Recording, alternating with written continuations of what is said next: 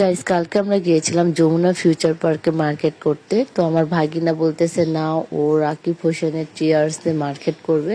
তো আমরা তাদের শোরুমে গেলাম এবং যেয়ে দেখতেছি তারা অলরেডি তাদের শোরুম লক করে ভিতরে ব্লক করছিল তাদের চিয়ার্সের। তো এই যে দেখো, আমরা পুরো রাকিব হোসেনের টিমকে দেখে নিলাম। এখানে ঋতু ছিল এবং রাকিব, অন্তরা সবাই ছিল।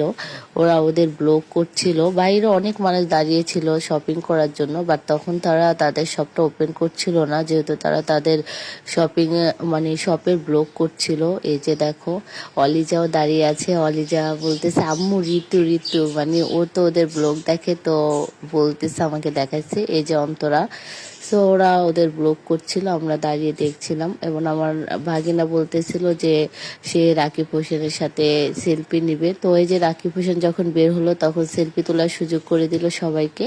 ফাইনালি আমার ভাগিনাকে আমি রাকিব হোসেনের সাথে সেলফি তুলে দিলাম। আমি রাকিব হোসেনকে বললাম যে ও আপনার অনেক বড় ফ্রেন্ড, তো ওর সাথে একটা সেলফি তুলেন। তো সে তুললো। সো এই যে দেখো সেলফিটা কেমন হয়েছে বলো ভাগিনার সাথে।